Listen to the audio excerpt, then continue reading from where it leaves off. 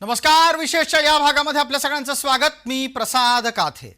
महाराष्ट्र आणि कर्नाटक यांच्यात ठिणगी पडली आहे. कर्नाटकच्या एका नेत्यानं चक्क बेळगावच्या बदल्यात मुंबई कर्नाटकाला द्यावी अशी मागणी केली आहे. याची चर्चा आजच्या विशेषमध्ये.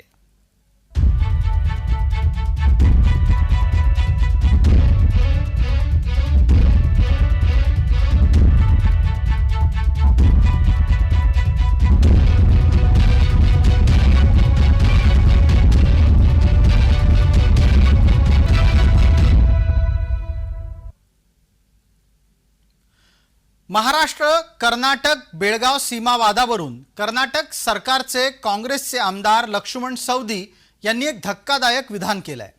तुम्हाला बेळगाव हवं असेल म्हणजे अर्थातच महाराष्ट्राला बेळगाव हवं असेल तर मुंबई कर्नाटकाला द्या. बेळगावला केंद्रशासित प्रदेश करणार असाल तर मुंबईलाही केंद्रशासित प्रदेश करा अशी मागणी सवदी यांनी केली आहे. त्याचे स्वाभाविक पडसाद नागपूरच्या हिवाळी अधिवेशनात उमटले. आमदार काँग्रेसचा असो किंवा भाजपचा असो, मुख्य गोष्ट ही आहे खरं तर वाद कुठच्याही पक्षात नसायला पाहिजे.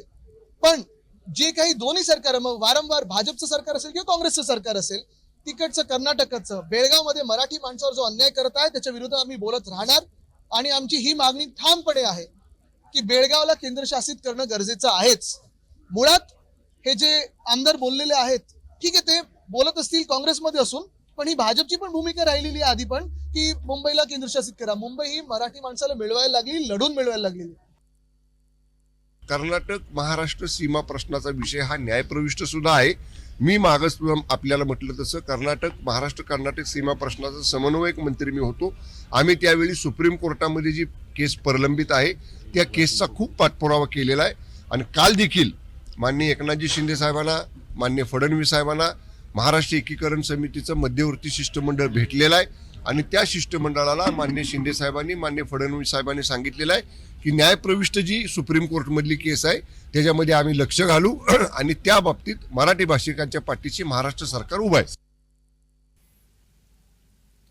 या निमित्तानं आपण थेट पोहोचतोय बेळगावला या चर्चेत सहभागी होण्यासाठी आपल्या सोबत जोडले गेलेले आहेत शुभम शेळके. हे महाराष्ट्र एकीकरण समितीचं सीमावर्ती भागातलं युवा नेतृत्व आहे. शुभमजी नमस्कार आणि धन्यवाद, आपण जोडले गेलात. वेळेच्या मर्यादेमध्ये आपल्याला पटकन चर्चा करायची की ज्या पद्धतीनं लक्ष्मण सवदी भूमिका मांडतायत, तुम्ही त्यांना काय प्रतिक्रिया देऊ इच्छिता आणि कसा संताप हा सीमावर्ती भागात बेळगावला व्यक्त होतोय? लक्ष्मण सवदी यांनी जे वक्तव्य केले ते अतिशय बालिश आणि बिनबुडाचं आहे. मुळात फक्त कर्नाटकानं बेळगाववर दावा सांगण्यासाठी असं काहीतरी बालिश वक्तव्य करून या सीमा भागामध्ये तसेच दोन राज्यांमध्ये तेढ निर्माण करणाऱ्यांना आवर घालावा, त्यांना कुठेतरी लगाम घालावी अशी माझी कर्नाटक आणि महाराष्ट्र सरकारला दोघांना विनंती आहे. कारण मुळातच त्यांनी मागच्या वेळेला सुद्धा वक्तव्य केलं होतं, सूर्य चंद्र असेपर्यंत बेळगाव हे कर्नाटकातच असणार, असं बोलून त्यांनी सरळ त्या सुप्रीम कोर्टात जो लढा न्यायप्रविष्ट आहे त्याचा अपमान केला होता. त्यामुळं या माणसाला कुठं काय बोलावं याची जर याचं तारतम्य नसेल तर त्या पदावर बसण्याच्या लायकीचा तो माणूस नाही असं मी समजतो. ठीक आहे, आपण जोडलेले राहा. या एका बाजूला बेळगाव केंद्रशासित करण्याची भूमिका आली म्हणून मुंबई केंद्रशासित करण्याची भूमिका येऊ घातली. पण याचं जे आणखी वादाचं मूळ आहे ते आहे अलमट्टी धरणाची उंची. चंद्रदीप नरके यांनी यावर घेतलेली भूमिका आपण पटकन ऐकणार आहोत आणि मग मी परत शुभमजी आपल्यापर्यंत येतो. कर्नाटक सरकारनं अलमट्टी धरणाची उंची वाढवण्यासंदर्भात कारवाई चालू केलेली आहे.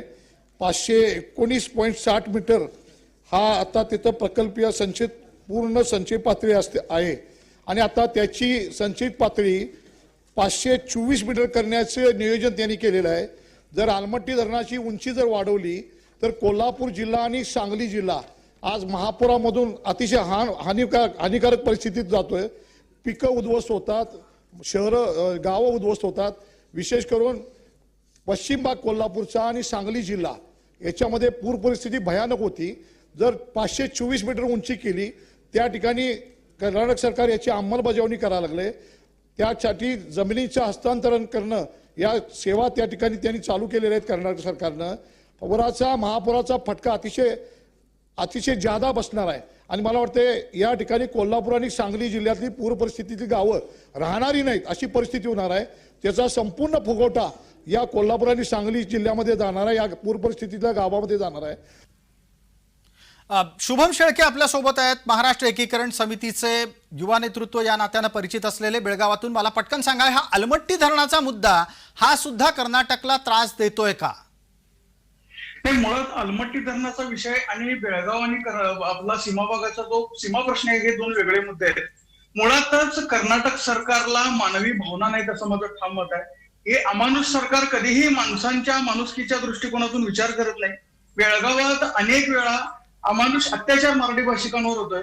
आम्हाला घटनेने दिलेले अधिकार त्या ठिकाणी हिरावून घेतले जातात. आमचे मूलभूत अधिकार सुद्धा आम्हाला दिले जात नाहीत. त्यामुळं मुळातच कर्नाटक सरकारला आपल्या राज्याच्या अस्मितेच्या नावाखाली त्यांनी या भारताच्या संविधानाला सुद्धा पायदळी तुडवलेला आहे. त्यामुळं हे दोन मुद्दे एकत्रित न आणता या दोन मुद्द्यावर वेगळ्या वेगळ्या पद्धतीनं त्या ठिकाणी प्रतिक्रिया दिल्या पाहिजेत. आणि महाराष्ट्र सरकार याच्यावर ठाम भूमिका घेणार आहे, हा प्रत्येक सीमावासियांना पडलेला प्रश्न आहे. कारण हा विषय इतका आता वेगळ्या पातळीला गेलाय की महाराष्ट्राच्या उदासीनतेमुळे कर्नाटक दिवसेंदिवस अतिशय आक्रमकपणे या बेळगावसाठी त्या ठिकाणी भूमिका मांडतंय. मात्र महाराष्ट्र प्रचंड उदासीन आहे. बिलकुल, आपण या निमित्तानं परत भेटू, चर्चा करू. दरम्यान त्या प्रकरणावर तुम्ही जी आता भूमिका मांडलीत त्याबद्दल तुमचे मनपूर्वक आभार. आत्ताच्या या विषयात अर्थात विशेषमध्ये तूर्तास इतकंच. आपण पाहत रहा फक्त जय महाराष्ट्र.